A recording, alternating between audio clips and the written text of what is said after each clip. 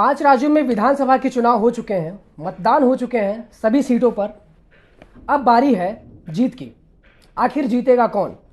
इसी बीच मुद्दे पर बात करने के लिए हम ऐसी शख्सियत के साथ मौजूद हैं जिन्हें राजनीति का एक ऐसा ज्ञान जो कि हर किसी के पास होना संभव नहीं है, जिन्हें कहा भी जाता है ग्राउंड रिपोर्टिंग के किंग, ग्राउंड रिपोर्टिंग के बादशाह, राजीव रंजन सर। नमस्कार सर, आपका बहुत बहुत स्वागत है हमारे इन्फोलाल में। तो सर सबसे पहला सवाल यह है कि अभी 5 राज्यों में विधानसभा के 5 राज्यों में वोटिंग हो चुकी है। अभी 30 तारीख को तेलंगाना में थे, आप वहाँ गए भी थे, तो वहीं से शुरू करते हैं अंतिम से। तेलंगाना में क्या है, क्या सीन है वहाँ का? हाँ देखो, एग्जिट पोल भी आ ही गए हैं जी। और एग्जिट पोल ज्यादातर जगह, एक आध जगह को छोड़ के ज्यादातर दिखा रहे हैं कि कांग्रेस की गवर्नमेंट वहां बनेगी। जी। बीआरएस को भी एक एग्जिट पोल ने दिखाया है। बात है कि तेलंगाना बाकी जो स्टेट्स है उससे ज्यादा इंटरेस्टिंग मैं हमेशा कहता हूं कि वहां का चुनाव था, वो इस दृष्टि से जी। कि वहां वो स्टेट ही बना है 10 साल पहले, 9 साल पहले। जी। और एक वहां पर तेलंगाना बनाने के लिए बहुत लंबे समय से आंदोलन था। बाद में केसीआर ने वो तेलंगाना राष्ट्र समिति जो बनाई, टीआरएस नाम ही रखा और वो राज्य बन गया। तो राज्य के संस्थापक के तौर पर केसीआर को वहां के लोग मानते हैं और उनको जन समर्थन मिला। आप देख ही रहे, चुनाव जीते। और बहुत जो लोक लुभावन नीतियां दूसरी जगहों की चर्चा की जाती है, जी। टीआरएस की सरकार ने तेलंगाना में जनता को इतनी सुविधाएं तो मैं नहीं कहूंगा, इतनी योजनाएं, दलित बंधु, रायता बंधु और रायतू बंधु, किसानों के लिए, प्रेग्नेंट लेडीज के लिए केसीआर किट, बहुत सारी तरह की चीजें जी की थी। जैसे कि सर अभी अभी एक आपका एक वीडियो देख रहा था, आप हैदराबाद में थे। हैदराबाद में जहाँ तक माना जाता है कि MIM असदुद्दीन ओवैसी की पार्टी पिछले 10 साल से वहाँ पे अपना कब्जा जमा के बैठी हुई है। तो जो वहाँ के 45% जो फीसदी मुस्लिम्स हैं, वो उनका वोट कहाँ गया है? आप तो ग्राउंड रिपोर्टिंग किए हैं, आप उनसे पूछे भी हैं। हाँ, मैं बता रहा हूँ।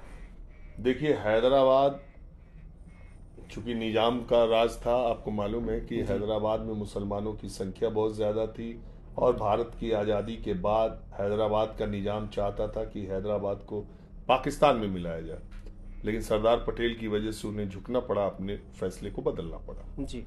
लेकिन जो पुराना हैदराबाद है, चार मीनार, आज की तारीख में जो चार मीनार जिसको हैदराबाद के सिंबल कहते हैं, सिंबल, उसके आसपास का इलाका, जहाँ हर शहर पुराना, जो पुराना शहर होता है, तो जो हैदराबाद का पुराना शहर का इलाका है वो मुस्लिम पॉपुलेशन, एक तो डेंस पॉपुलेटेड है और उनका डोमिनेंस है।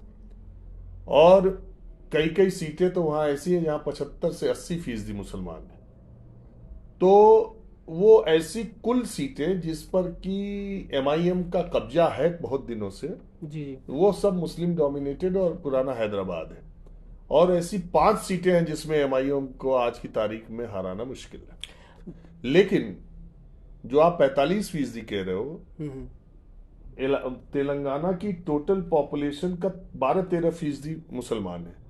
मुसलमानों का 45-43% हैदराबाद में है, 57% दूसरे जगहों पे, दूसरे जिलों में।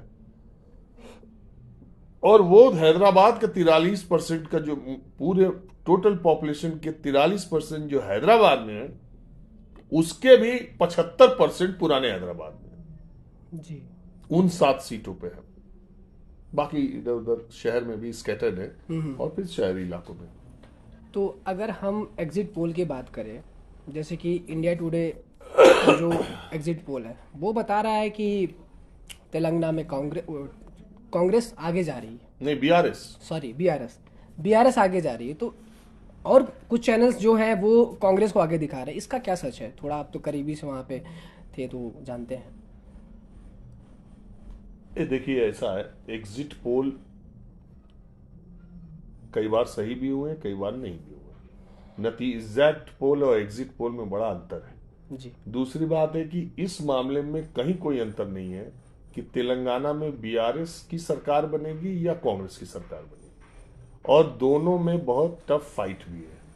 अब क्या है, 119 सीटें हैं, उसमें 5-7 सीटें तो आप एमआईएम की हटा दीजिए, जी जी तो बिल्कुल। अब बच गई 2-3 सीटें, बीजेपी भी पा सकती है 5। जी तो आप समझिए 10-12 सीटें हटा दीजिए, 107 सीटें हैं बचती है। वो 107 में 60 सीट कांग्रेस भी पा सकती है, 60 सीट बीआरएस भी पा सकती है, मुझे ऐसा लगता है। ये आपका एग्जिट पोल है। मेरे को लगता है कि कोई भी पा सकता है, लेकिन कांग्रेस बहुत जबरदस्त वहां चुनाव लड़ी है और बहुत ही अप्रत्याशित तौर पर कांग्रेस का वहां ग्राफ इतनी तेजी से बढ़ा है जिसका कोई हिसाब नहीं। अगर आप तो जमीन में वहाँ ग्राउंड पे थे, अगर आप तौलेंगे बीआरएस और कांग्रेस को, तो किसका पलड़ा भारी है? मैं बता तो रहा हूं कि कांग्रेस का बहुत तेजी से ग्राफ बढ़ गया। कांग्रेस। कांग्रेस का उसका ग्राफ तेजी से बढ़ा है, उसके बहुत सारे कारण है। कांग्रेस वालों ने जो ये प्रचार किया कि बीआरएस, बीजेपी और एमआईएम मिले हुए हैं जी जी। और ये तीनों एक है, उसका उसे फायदा बहुत मिला है। तो मैं वही कह रहा हूं कि कांग्रेस का उभार इतना ज्यादा, अभी 19 सीटें थी, वो 2 गुने से ज्यादा सीटें या 3 गुने से ज्यादा सीटें भी पा सकती है। तो इस बढ़त का कारण कहीं भारत जोड़ो यात्रा का असर है? भारत जोड़ो यात्रा का असर कहा जा सकता है, और राहुल गांधी इन चुनाव में मेन चेहरे के तौर पे सब जगह आए गए हैं। तो दूसरा, वहाँ मैं बहुत जगह ये बात बता चुका हूँ, आप भी जी के प्लेटफॉर्म पे भी बता देता हूँ। वहाँ एक बीजेपी के अध्यक्ष थे बंडी संजय। बंडी संजय। वो जो है बहुत ही आक्रामक तरीके से केसीआर की सरकार के खिलाफ काम कर रहे थे। ये दिल्ली शराब, जो कथित शराब दिल्ली घोटाला है, इसमें केसीआर की बेटी कविता को भी संबंध था जांच एजेंसी। जी जी, उनका भी नाम आया था। और ये मालूम, उनका नाम आया था लेकिन उन पे कोई कार्रवाई नहीं हुई। कार्रवाई नहीं हुई। और केसीआर की फैमिली, और उसके बाद बंडी संजय बहुत आक्रामक हो गए थे केसीआर पर।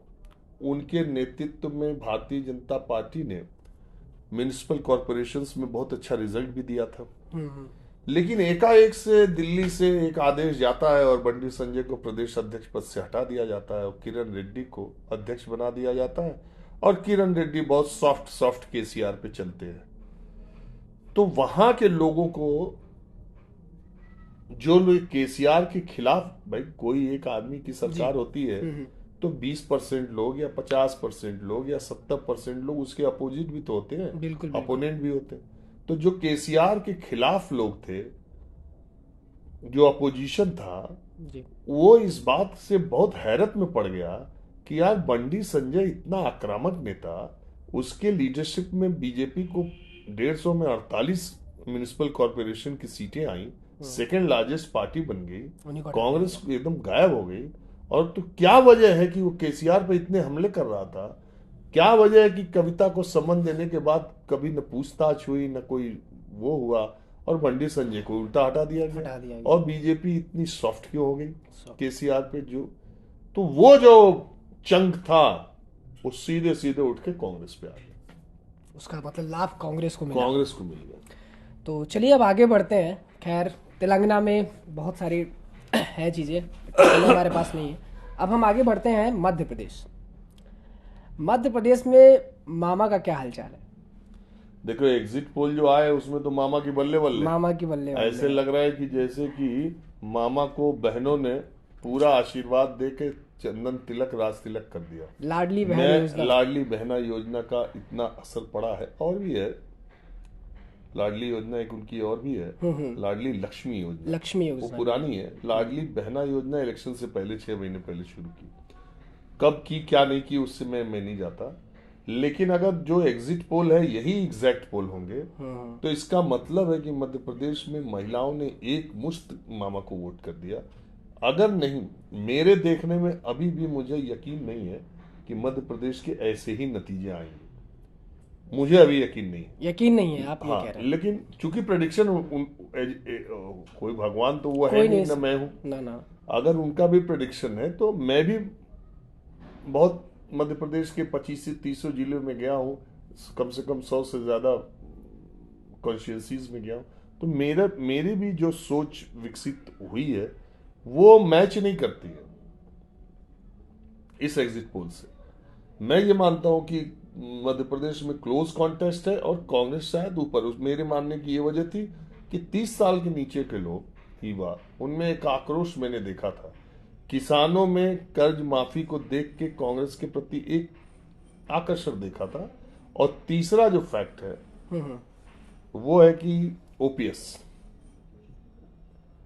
कांग्रेस ने कहा था। लेकिन अगर इसके बावजूद जो एग्जिट पोल आया है 150 सीटों का, अगर वो सही होता तो मैं ये मानूंगा कि हमारी रीडिंग में गलती हुई और महिलाओं ने एक मुश्त। जब मध्य प्रदेश का सीटों का ऐलान हो रहा था तो उसमें पहली सीट में जब जारी किया था तो उसमें शिवराज सिंह का नाम ही नहीं था। हाँ, वो नहीं था। वो 39 सीटें उन्होंने, आपको मालूम होगा कि बीजेपी ने इस बार एक दूसरी रणनीति के तहत टिकटों का बंटवारा किया जी। उन्होंने जो शुरू में टिकट उन सीटों के घोषित किए जहां पर पिछली बार वो हार गए थे, कमजोर सीटों पर जी। तो इसलिए शिवराज सिंह की सीट का नाम उसमें नहीं आया था। उसमें वो सीटें थी जिस पर वो पिछले चुनाव में चुनाव हारे थे। पहले कैंडिडेट उनका अनाउंस किया कि उसको मौका मिले नर्चर करने का। कहीं ऐसा तो नहीं था कि शाह जी नहीं चाहते थे कि शिवराज सिंह को, मतलब शिवराज सिंह मुख्यमंत्री बने, कोई और चेहरा बने, ज्योतिरादित्य सिंधिया नहीं, बने? देखो, लिस्ट में नाम देना अलग बात है, ये तो बात सही है। शिवराज सिंह चौहान और वसुंधरा राजे को पार्टी नेतृत्व वहां का मुख्यमंत्री का कैंडिडेट बना करके चुनाव नहीं लड़ी, कभी नहीं लड़ी। वो इस पूरे इलेक्शन में पीएम मोदी ने अपनी अपील की जी। मध्य प्रदेश के लोगों से, अपनी अपील के साथ चले। और वहां जो है राजस्थान में जितनी होर्डिंग थी सब में मोदी की गारंटी लिखी। तो मोदी ने तो ये दोनों चुनाव अपने चेहरे पर लड़ा। केंद्रीय नेतृत्व ने तय किया था, मुझे लगता है कि इन दोनों राज्यों में राजनीतिक परिवर्तन, मतलब नेतृत्व परिवर्तन चाह रही थी। तो ये तो पार्टी का काम है, उनको लगा होगा कि ये लीडरशिप की जगह अब नई लीडरशिप आनी चाहिए। कमलनाथ का क्या सीन है? मतलब कांग्रेस बीजेपी, अभी तो सारे एग्जिट पोल में बीजेपी आगे चल रही है। जो 150 सीटों का एग्जिट पोल आया हुआ है उसमें बीजेपी को हर एक चैनल अपना बढ़त दिखा रहा है। लेकिन कहीं ना कहीं कभी कभी ऐसा होता है कि जैसे आपने वर्ल्ड कप देखा था, वर्ल्ड कप में इंडिया ने 9 मैच, सारे मैच अच्छे जीते, फाइनल में आगे हार गई। औसत का नियम भी लागू होता है ना। बस वही चीज मैं पूछ कोई रहा हूँ। चीज आप जिंदगी भर रोज अच्छी या रेगुलरली, सचिन तेंदुलकर भी 0 पे आउट हुए हैं, तो ये सब होता रहता है, जीवन का पार्ट है, हार जीत लगी रहती है। कमलनाथ कोई बहुत जनाकर्षण वाले नेता हो ऐसा तो है नहीं। हाँ, ऐसा बिल्कुल नहीं लेकिन है। उन्होंने पिछले 5 वर्षों में बड़ी मेहनत की है। काफी मेहनत जब की से उनको प्रदेश अध्यक्ष बनाया गया था पिछली बार, तब से लगातार वो तो कॉरपोरेट और रेड कॉर्पेट वाले नेता हैं। वो छिंदवाड़ा से ज्यादा कभी बढ़े नहीं। छिंदवाड़ा में काम किया उन्होंने खूब, वहाँ का डेवलपमेंट किया, लोकप्रियता भी वहां से उठाई उन्होंने काफी। वहाँ के लोगों से उनका कनेक्ट है। छिंदवाड़ा की सीट जीत जाते हैं लगातार। केंद्र में कांग्रेस की सरकार आती है, बड़ा मंत्रालय मिलता है, नेहरू गांधी फैमिली के करीबी है। बस इतनी ही उनकी पॉलिटिक्स थी। कभी स्टेट की पॉलिटिक्स में उन्होंने इंटरेस्ट लिया हो ऐसा तो मैंने नहीं देखा। उतना कभी खुल के आए भी नहीं वो। खैर, वो अपने वो तो में एक रहते हैं। राजनीतिक मुद्दा है। लेकिन जब से उनको प्रदेश अध्यक्ष बनाया गया, वो दिल्ली की जगह वो मध्य प्रदेश ही रहे और उन्होंने अपनी पूरी मेहनत की थी। कांग्रेस पार्टी और बीजेपी ही 2 पार्टियां मध्य प्रदेश में है, जी। तो विकल्प के तौर पर कांग्रेस ही है। आज नहीं तो कल कांग्रेस ही लड़ती रहती है। तो बीजेपी, लंबे समय तक कांग्रेस थी तो बीजेपी आई। बीजेपी 10 साल कांग्रेस थी, 18 साल बीजेपी हो गई। सर, मेरा जो पूछने का मतलब है, यहाँ आने का मतलब ये है कि सारे टीवी चैनल एग्जिट पोल्स अपने दिखा रहे हैं। एग्जैक्ट पोल तो कुछ और होंगे, वो तो नतीजे आएंगे 3 तारीख को पता चलेंगे। मुझे आपसे ये जानना है कि आप ग्राउंड पे गए, गांव गए, गली गए, शहर गए, काफ़ी लोग हैं, हजारों लोगों से मिला आपने, वहाँ पे लोगों का भाव क्या था, किसके प्रति ज़्यादा था? मध्य प्रदेश देखो, मध्य प्रदेश में मुख्यमंत्री शिवराज सिंह चौहान के खिलाफ एंटी इनकम्बेंसी हो ऐसा नहीं था। ऐसा बिल्कुल उनकी सरकार से लोगों को गुस्सा हो ऐसा नहीं था। केवल मध्य प्रदेश में एक भाव ये था कि कांग्रेस को भी देख लेते हैं, बहुत दिन हो गया। सिर्फ एक फैक्टर वहां मुझे प्रभावी दिख रहा था। और दूसरे, ये जो छात्र हैं, जो 18, 20 साल, 25 साल, 30 साल के लोग हैं, इनको जो नौकरियां निकली और सब भ्रष्टाचार की शिकार हो गई, ये उनको एक शिकायत थी। आपको विरोध पीएम मोदी का? सुनने को मिला वहाँ पे। नहीं नहीं, पीएम मोदी इस इलेक्शन में कहीं नहीं थे। मतलब कहीं नहीं थे, मतलब विरोध के नाम पर प्रधानमंत्री का विरोध स्टेट इलेक्शंस में उनका जो चुनाव होगा उनके चेहरे पर होगा, और आज की तारीख में वो अभी सबसे बड़ा चेहरा है। कहीं ना कहीं रैलियां तो करने जाते थे ना, चुनाव को प्रमोट करने जाते थे तो नहीं नहीं, चेहरा भी थे रैलियों ही। में जाते, देखो बड़ी बड़ी रैलियों में, प्रधानमंत्री की रैलियों में कैसे होता है, सब सिस्टम काम करता है। 10 दिन पहले से तैयारी होती है, गाड़ी घोड़ा बस, लोगों के लाने का इंतजाम जी। और सुरक्षा सब कुछ। तो कुल मिला के बीजेपी मध्य प्रदेश में आ रही है, ऐसा अनुमान लगाया एग्जिट जाए। पोल कह रहा है आ एग्जिट रही पोल है, कह रहा है। और हो सकता है आए, हो सकता है हो आए। सकता है। मैं ये कह रहा हूं कि मेरे को मध्य प्रदेश के इस एग्जिट पोल पर तब तक भरोसा नहीं होगा जब तक नतीजे नहीं आए। जब तक नतीजे नहीं आए। कुल मिला जुला के मामला पॉजिटिव है। अब आगे बढ़ते हैं छत्तीसगढ़। छत्तीसगढ़ में एक तरफ सीएम बघेल और दूसरी तरफ रमन सिंह। रमन सिंह कभी आगे आए नहीं, उतनी पॉपुलैरिटी नहीं है, लेकिन बघेल सिंह को हम सब जानते हैं, वो हमेशा आगे रहे। देखो, छत्तीसगढ़ में मैं कुछ बोलने से पहले बता दूं, मैं उन जगहों की चर्चा करने से बचता हूं जहां मैं जाता नहीं। हाँ, आपने जिक्र किया था, आपने गया नहीं, हाँ, लेकिन मैं छत्तीसगढ़ गया नहीं इन चुनाव में, और इसलिए नहीं गया कि मेरी व्यस्तता बहुत थी। और मैं मध्य प्रदेश जब मैं जाता हूँ किसी जगह, तो मैं सोचता हूँ कि उस एरिया को या उस जगह को ऐसा नहीं, टच एंड गो नहीं। जी। अगर मैं बघेलखंड जाता हूँ, बुंदेलखंड जाता हूँ, मालवा जा रहा हूँ, मैं कोशिश करता हूँ चंबल ग्वालियर की, तो मैं कोशिश करता हूँ कि वहाँ के 5 जिले, 6 जिले, 8 जिले तक जाऊँ, कॉन्स्टिट्यूंसीज में करूँ। आप जो माहौल क्या 45 मिनट टीवी पे देखते हैं, उसके पीछे दिन भर में लोगों से मिलते जुलते बातें करते रहता हूँ, कहीं कहीं शूट करता हूँ, कहीं चाय पीता हूँ, कहीं खाना खाता हूँ। तो उस पूरे दौरान में लोगों का फीडबैक लेते रहता हूँ। तो इसलिए मध्य प्रदेश का तो मुझे ठीक, छत्तीसगढ़ में मुझे बहुत ज्यादा जानकारी नहीं। मैं 2-3 पॉइंट छत्तीसगढ़ में इम्पोर्टेंट है, वो ये कि वहां के मुख्यमंत्री की लोकप्रियता है जी। दूसरा, किसानों की कर्ज माफी बहुत बड़ा मुद्दा है। बहुत बड़ा। तीसरे, छत्तीसगढ़ में छत्तीसगढ़िया बोल बोल करके, छत्तीसगढ़िया अपने को सबले बता बढ़िया। करके बघेल भारी पड़ेंगे, और एग्जिट पोल जो आए हैं उनके पक्ष में ही आए, उनके पक्ष में और ही आए। नतीजा भी उनके पक्ष में ही आएगा। और वो मुझे भी ऐसा लगता है कि ऐसा ही कुछ होगा वहाँ पे, क्योंकि वहाँ पे बीजेपी उतना प्रबल नहीं है, कभी नहीं रही है। अब आगे बढ़ते हैं, जो कि सबकी निगाहें, सबसे अधिक व्यूअरशिप और भी देखा है, सबकी निगाहें टिकी हुई हैं राजस्थान इलेक्शन कि आखिर इस बार राजस्थान में क्या होगा। कई बार कांग्रेस पार्टी में उथल पुथल हुआ, कई सारी चीज़ें हुई, लेकिन अभी जो मामला है सटीक एग्जिट पोल को देखा जाए तो कांग्रेस और बीजेपी में बहुत ही बारीक है, बहुत ही बारीक अंतर है, 4-5 सीटों का अंतर है। क्या क्या लगता है आपको सर? मुझे लगता है कि कोई भी पार्टी 100 सीट शायद ही पा पाए, और अगर पाएगी, मुझे अगर आपने पूछा तो पाएगी, तो मुझे लगता है कि कांग्रेस से बीजेपी बड़ी पार्टी होगी। मुझे ऐसा लगता है कि राजस्थान में बीजेपी सरकार बनाने के करीब होगी, प्रधानमंत्री, लेकिन 80-85 सीटें गहलोत भी पा सकते हैं, और गहलोत अगर 85-90 सीट, 85-90 के बीच में रहेंगे तो गहलोत ही चीफ मिनिस्टर बनेंगे। आप ये भी कह रहे हैं? हाँ। चलिए, लेकिन सर यहाँ पे एक बात ये भी आती है कि पिछला जो चुनाव था 2018 में, 2018 के चुनाव में भी ऐसा ही कुछ था, बहुत ही बारीक अंतर था। एग्जिट पोल में भी कोई क्लियर नहीं था आगे, खैर कांग्रेस को आगे बताया था, लेकिन मामला पलट गया। नहीं, देखिए मामला पलट कहाँ गया, कांग्रेस को बताया था, कांग्रेस को मिला, कांग्रेस उतनी सीटें नहीं आई जितनी बताई थी। जितनी बताई और थी। बहुत सारे एग्जिट पोल जो है कांग्रेस को जरूरत से ज्यादा, 100 से ज्यादा, 126, 112, 14 सीटें बता रहे थे। 2018 के एग्जिट पोल मुझे जहां तक याद है करीब करीब वैसे ही आए, एक आध दो को छोड़ करके, जैसे नतीजे आए थे। 2023 के एग्जिट पोल भी जैसे, देखिए नतीजे वैसे आते कि नहीं आते, कभी कभी एग्जिट पोल भी गड़बड़ होता है। लेकिन मैंने आपको बता दिया कि मध्य प्रदेश में अगर सही हुआ एग्जिट पोल तो उसकी वजह महिलाएं हैं। महिला है। राजस्थान में टफ फाइट है, कहा नहीं जा सकता कौन आएगा, बहुत फाइट है। लेकिन वहाँ रिवाज है और उस रिवाज का एक माइंडसेट है कि बदलना है, बदलना है, बदलना। अदरवाइज अशोक गहलोत ने चुनाव अपनी शर्तों पर और अपने इर्द गिर्द लड़ा है और बहुत मजबूती से लड़ा है।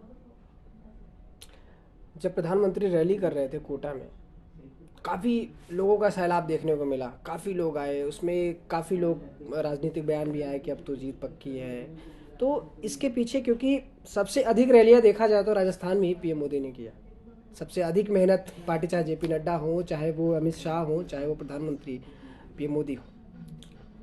क्योंकि राजस्थान में रिवाज है और दूसरी बात है कि राजस्थान में मेहनत तो सब में किया और ज़्यादा एफर्ट राजस्थान को ही देखा। जहां तक प्रधानमंत्री की रैलियों में जन सैलाब की बात आप कर रहे हैं ना, तो ये रैलियां चाहे राहुल गांधी की हो, चाहे मायावती की हो, चाहे प्रधानमंत्री की हो, जिसमें आप बहुत भीड़ देखते हैं, ये कोई स्वतः स्फूर्त भीड़ नहीं है।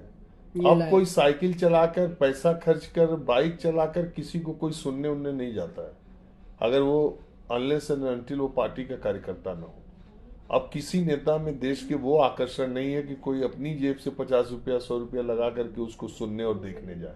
हाँ, मेरे अपार्टमेंट के बाहर, मेरे घर के बाहर सड़क पर अगर प्रधानमंत्री रोड शो कर रहे हो या गुजरने वाले हो या राहुल गांधी गुजरने वाले हो केजरीवाल, तो आदमी अपनी बालकनी से, अपनी रेलिंग से, अपनी छत से देख सकता है, अपने लॉन में आकर के देख सकता है। जी जी। अदरवाइज कोई, उसको बुलाया जाता है, उसके बहुत इंतजाम होते हैं, हर पार्टी की तरफ सब पार्टी करती है अपने हिसाब से। इंतजाम होते हैं, उनको ले आया जाता है, लोगों पर जिम्मेदारी दी जाती है। मैं जानता हूं कि प्रधानमंत्री की रैलियां कैसी होती हैं और सारी पार्टियों का मैं जानता हूं कि रैलियों के पहले पैसा कैसे आता है, कैसे बांटा जाता है, फिर स्थानीय कार्यकर्ताओं में उस पैसे को लेकर कितनी खींचतान होती है, कितना मनोबल होता है, कितना मन मुटाव होता है। जिसको 1,000 लोगों की जिम्मेदारी दी जाती है, वो 800 ले आता है, पैसे 1500 के लेता है। सब कहानी है इस सब राजनीति में। अभी मैं हैदराबाद में लड़के औरतें जो रोड शो में आई थी,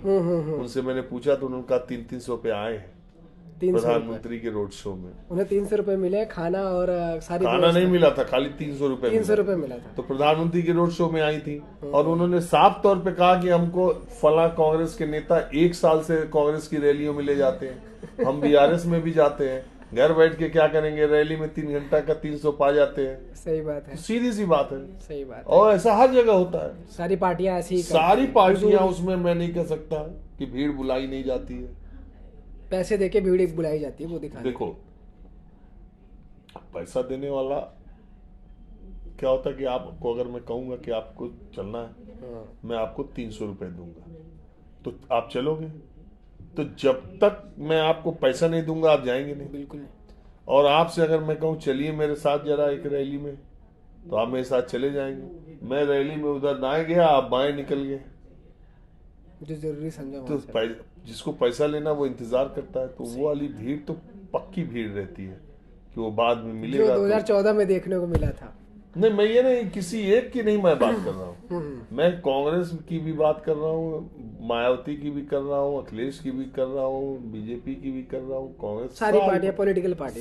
जो आपने जन सैलाब कहा ना, वो भीड़ जो है रैलियों में बुलाई जाती है, सबके मन में पैसा दे के भी बुलाई जाती हो या आग्रह पूर्वक साधन दे के बुलाई जाती है, लेकिन वो बुलाई जाती है। जी जी जी। चलिए अब आगे बढ़ते हैं। अगला सवाल यह है कि जातिगत दृष्टि से अगर देखा जाए कि राजस्थान में जो जितनी जातियां हैं उनका वोट प्रतिशत कहाँ पे है, चाहे वो मुस्लिम हो, गुर्जर हो और शेड्यूल कास्ट हो, जो भी है जातियां, उसमें किसका वोट प्रतिशत कहाँ कहाँ है? आप तो काफ़ी हर जगह 25-30 जिलों में घूम के आए हैं, क्या रहा है? देखिए, 4 जातियां प्रमुख हैं जी। मुसलमान बहुत ज्यादा सीटों पर वहां कोई फर्क नहीं डालता है जी। 4 जातियां प्रमुख हैं और इन्हीं 4 जातियों से 100 से ज्यादा विधायक आते हैं, यानी आधे से ज्यादा। एक है राजपूत, जो परंपरागत तौर पर बीजेपी का है। दूसरा है गुर्जर, जो परंपरागत तौर पर बीजेपी का है, पिछले चुनाव से वो कांग्रेस से जुड़ा है पायलट की वजह से। पिछली बार उन्हें ज्यादा मिला था, इस बार कम मिला है। तीसरा है जाट, जो परंपरागत तौर पर कांग्रेसी है। चौथा है मीणा जो परंपरागत तौर पे कांग्रेस के है, कांग्रेस की है। लेकिन अब सिस्टम इनके गड़बड़ा रहा है।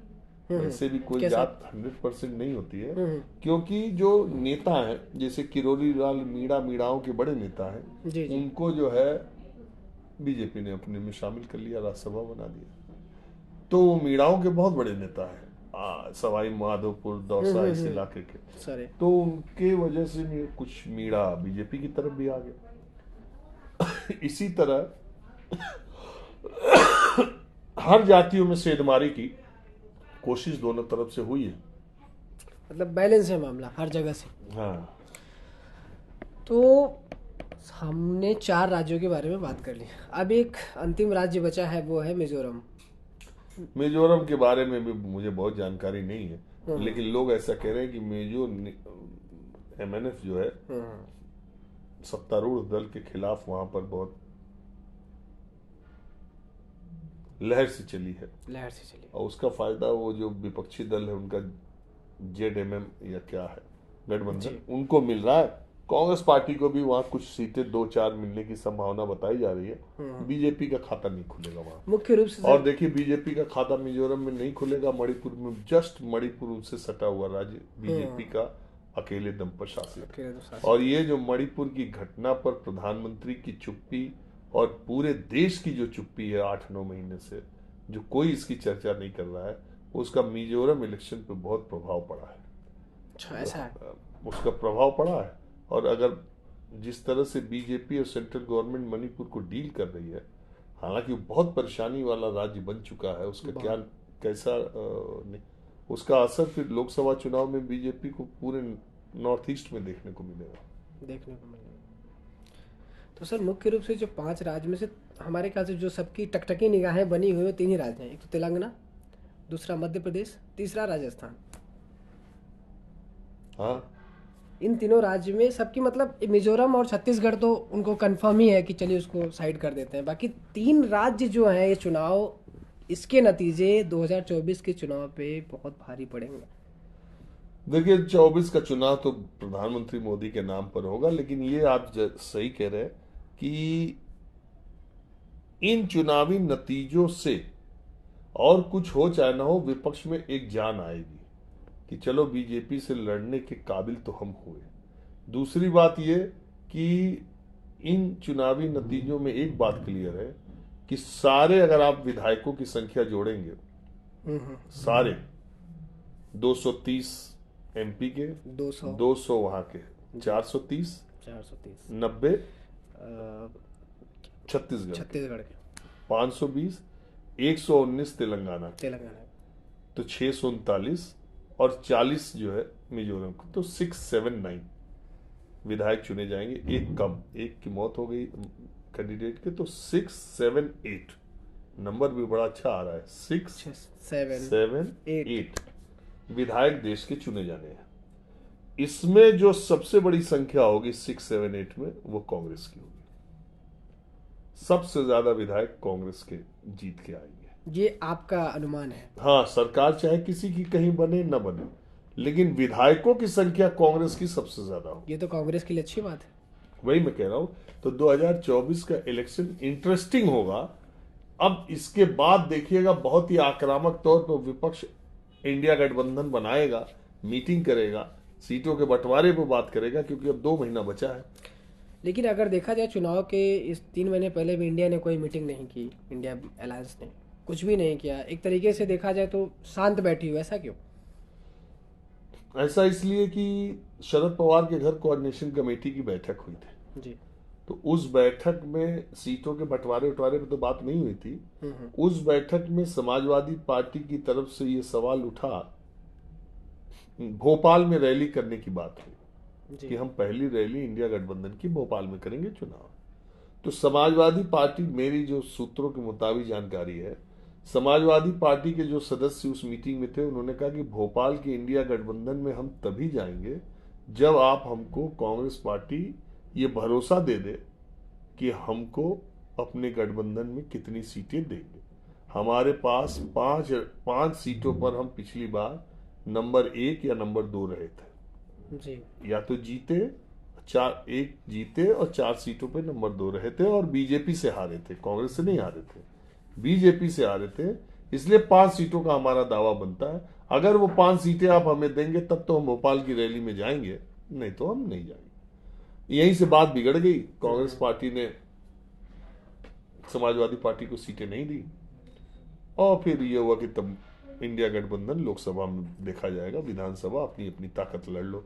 तो उसी में केजरीवाल भी लड़ लिए हर जगह और सपा भी लड़ ली, छत्तीसगढ़ से लगाई, मध्य प्रदेश से लगाई, सब जगह सब अपना अपना दांव पेच खेल रहे हैं अपने तो तरीके वो से। उस वजह से उस चर्चा नहीं हुई। लेकिन अब एक बार जब नतीजे आएंगे तो मुझे लगता है इंडिया गठबंधन का मामला चलेगा। जी, और एक मेन सवाल जो रह गया है वो है कि राजस्थान में अगर कांग्रेस जीतती है तो सीएम पद का उम्मीदवार कौन हो सकता है?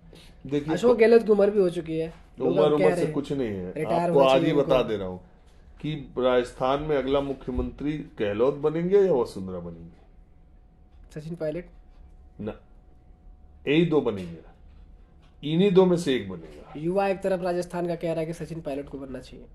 युवा कहे कोई कहे, मैं कह रहा हूं, मेरी बात भी नोट रखिए कि ज्यादातर मेरा ये मानना है कि कोई भी गवर्नमेंट राजस्थान में कंफर्टेबल मेजॉरिटी में नहीं पाएगा। 120-25 कोई पाने जा रहा है।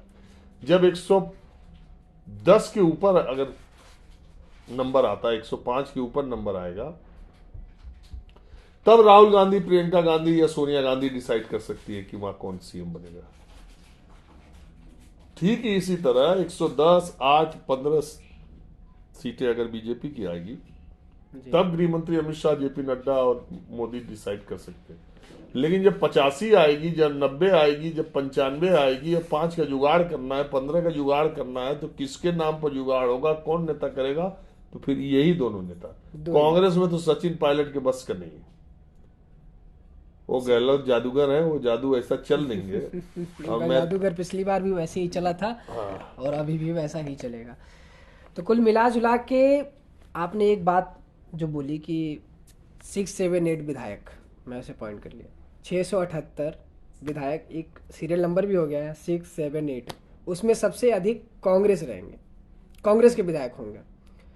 तो इसमें बीजेपी का तो नुकसान ही हुआ एक तरीके से।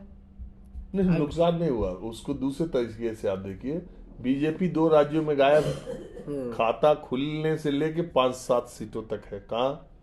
तेलंगाना में और मिजोरम में। और तेलंगाना में कांग्रेस 40, 50, 60, 70 की तरफ जा रही है, तो एक गैप वहां हो गया। राजस्थान में दोनों का गैप 10-20 से ज्यादा होना नहीं है। छत्तीसगढ़ में जो है, एग्जिट पोल तो दूने का गैप बता रहे हैं, लेकिन मुझे नहीं लगता इतना होगा। मान लीजिए होता भी है। फिर उधर छत्तीसगढ़ में कांग्रेस ज्यादा सीटें पा रही है जी। तो कांग्रेस छत्तीसगढ़ में ज्यादा पा रही, राजस्थान में बराबर पा रही, एमपी में कम पा रही आधा, तो उधर तेलंगाना में खींच रही है और इधर मिजोरम में भी 2-4 पा जाएगी। तो इस सब लिहाज से मुझे ऐसा लगता है कि 6, 7, 8 जो विधायक चुने जाने हैं उसमें सबसे ज्यादा कांग्रेस के विधायक होंगे। खैर, जो सर के एग्जिट पोल है उसमें मध्य प्रदेश में बीजेपी, कांग्रेस में मामला थोड़ा फंसा हुआ है। मेरा एग्जिट पोल, हाँ, आपका मेरा एग्जिट पोल मध्य प्रदेश में कांग्रेस, राजस्थान में बीजेपी, तेलंगाना में कांग्रेस। मध्य प्रदेश में कांग्रेस? हाँ, कैसे? मेरा पूछ रहे हो ना? एग्जिट पोल तो आ चुका मध्य प्रदेश में बीजेपी, लेकिन कैसे मैं कह रहा हूं मध्य प्रदेश में कांग्रेस बीजेपी से बड़ी पार्टी होगी। अब जब तक नतीजा नहीं आता, सब लोग प्रेडिक्शन कर रहे हैं, तो हमारा भी है। सबने अपना प्रोडिक्शन रखा है, अनुमान रखा हुआ है। लेकिन एक ये भी कहा गया कि इंडिया टुडे का जो वोट एग्जिट पोल है उसका 94% ज़्यादा रहता है, मतलब हमेशा से रहा है पिछली बार से। क्या है उसको, उसमें तो एक्सिस का जो एग्जिट पोल है वो अक्सर सच्चाई के बहुत करीब रहता है, रिजल्ट के बहुत करीब रहता है। मैं उन पे सवाल नहीं उठा रहा हूँ। वो नतीजा आएगा तो वो सही होंगे और सही हो भी सकते हैं। मैं तो अकेला आदमी हूँ, एक कैमरामैन के साथ घूमता हूँ, लोगों से बात करता हूँ, उसके आधार पे बताता हूँ। उन लोग के पास तो एजेंसी है और बड़े दफ्तर है, बम्बई से लेके इतना सैकड़ों लोग हैं, वो फीडबैक देते हैं, वो लोग पूरा परसेंटेज निकालते हैं, सब साइंटिफिक तरीके से काम करते हैं, सेफोलॉजिस्ट है। जी जी। हाँ, मैं सेफोलॉजिस्ट नहीं हूँ, मैं तो रिपोर्टर हूँ। आप तो जमीनी जहां हम जहां तो गए जो हैं लोगों देखते से हैं जो वो बात की। बोलते हैं, उस हिसाब से एक अंदाजा लगाते हैं कि यार यहाँ लग रहा है सीट ये जीत जाएगा। लेकिन सर आपका भी जो अंदाजा है वो कहीं ना कहीं सही जाता है। पिछली बार बहुत भी बार सही भी हुआ है, बहुत बार कई गलत भी सीटों में हुआ। देखा जाए तो बहुत सही हुआ। कर्नाटक में मेरे को जो लगा मैंने बोला वो सही हुआ। सही हुआ। पश्चिम बंगाल में मैंने जो बोला था वो सही हुआ। और हिमाचल में मैंने जो बोला था वो सही हुआ। गुजरात में अभी जो मैंने बोला था कि 150 सीट में, वो सही हुआ। दिल्ली के एमसीडी इलेक्शन में मैंने जो बोला था वो सही हुआ। वो बिल्कुल सही लेकिन उत्तर प्रदेश में मैं गलत हुआ। कहीं कहीं। उत्तर प्रदेश में मुझे लगता था कि 200 सीटें जो है पार करना नहीं है, बहुत क्लोज कॉन्टेस्ट है। अपने बल पे 200 सीटें कोई नहीं पा सकता, लेकिन मैं गलत हुआ। गलत मेरे होने की 2-3 वजहें हो गई वहां पर, जो मैं रीड नहीं कर पाया, या बहुत सारे लोग नहीं मानेंगे इस बात को, जी कि मैं ये नहीं समझ पाया कि बीएसपी एक सीट पाएगी। मैं इतना ध्यान नहीं दिया, लेकिन मैं कभी भी, मेरे सपने में भी नहीं था कि बीएसपी एक सीट पाएगी। और बहुत जगहों बाद में, नतीजे आने के बाद मैंने देखा कि बीएसपी का वोट ट्रांसफर हुआ बीजेपी को। तो बहुत जगह समाजवादी पार्टी या उसके कैंडिडेट इस वजह से हारे। आप देखिए, अगर लहर होती तो डिप्टी सीएम नहीं हारते। नहीं नहीं बिल्कुल नहीं हारते। अपनी केशव सीट से हार गए केशव जी। केशव और कौन हराया? पहली बार चुनाव लड़ने वाली लड़की पल्लवी। तो ऐसा नहीं था, मैं लहर थी ये, इसको लहर कहेंगे। इसको लहर नहीं अगर आज लहर थी तो आजमगढ़ की 10 विधानसभा 10 की 10 जीत गई समाजवादी पार्टी। पूर्वांचल में हालत खराब कर दिया बीजेपी का। सही बात है। पूर्वांचल तो गोरखपुर से सटा हुआ है ना, हाँ बिल्कुल सटा हुआ है। तो अकबरपुर साफ, मऊ साफ, बलिया साफ, आजमगढ़ साफ का मतलब उनका था। उनका सपा। तो ये बात समझ में नहीं आई उस समय। जी दूसरी बात, मैं जहां से गलत हुआ, दूसरी बात, जाटों में जो कृषि कानूनों के विरोध को लेकर जो विरोध था, उससे जो जाट बेल्ट में एक माना जा रहा था कि बीजेपी को बड़ा डेंट लगेगा, बड़ा नुकसान होगा, वो ऐसा हुआ नहीं। वो जाट मुस्लिम का जो मुजफ्फरनगर दंगे का इम्पैक्ट था वो अभी बना रह गया। तो मैं उत्तर प्रदेश में गलत हो गया। तो जब आदमी गलत होता है, सोचता है कि मेरी रीडिंग कहाँ गलत हो गई, सही बात। कहाँ से क्या क्या हुआ, तो मैं उसके कारणों को बहुत ईमानदारी से मानता हूँ। लेकिन मेरा प्रेडिक्शन गलत था, मुझे नहीं लगता था। तो जैसा मैंने बताया, बहुत जगह सही हुआ, बहुत जगह गलत हुआ। और इस आधार पे मैं एक पॉलिटिकल रिपोर्टर हूँ, और रोज मैं जमीन पर फील्ड में रहता हूँ डेली 365 दिन। इस आधार पे मैं बोलूं ही ना कुछ कि मैंने क्या रीड किया और क्या मुझे सही लगता है, या ऐसा मैंने जमीन पर देखा। तो इस डर से ना बोलूं कि ऐसा ना हो कि एग्जिट पोल आए तो मेरा गलत हो जाए, ऐसा ना हो रिजल्ट आ जाए तो गलत हो जाए, तो लोग ये कहने लगे कि अरे यार आप तो ये कह रहे थे, ये हो गया। ये तो सामान्य, ये तो बिल्कुल ये हमारे पेशे का ये वो है, बहुत सामान्य बात है। जी सर। और इसको तुरंत से, अनुमान लगाते हैं सर। अब जैसे मैं अभी भी कह रहा हूं कि एमपी में कांग्रेस मुझे लगता है कि ज्यादा नजदीक है सरकार बनाने के, या बना सकती है। लेकिन एग्जिट पोल अगर आएगा नतीजा तो मैं तुरंत से ये मान लूंगा कि मेरी रीडिंग गलत थी और मैंने गलत अनुमान लगाया। बिल्कुल सर। यहाँ बड़े बड़े ज्योतिषाचार वर्ल्ड कप जब हो रहा था तो उन्होंने कहा कि इंडिया कंफर्म जीतेगी, अरे उन लिख के सबको दिया, कुछ आता सारी है। चीजें क्लियर की। लेकिन बात वही है कि चुनाव है, चुनाव में हार जीत तो लगा रहता है। अब देखते हैं क्या होगा।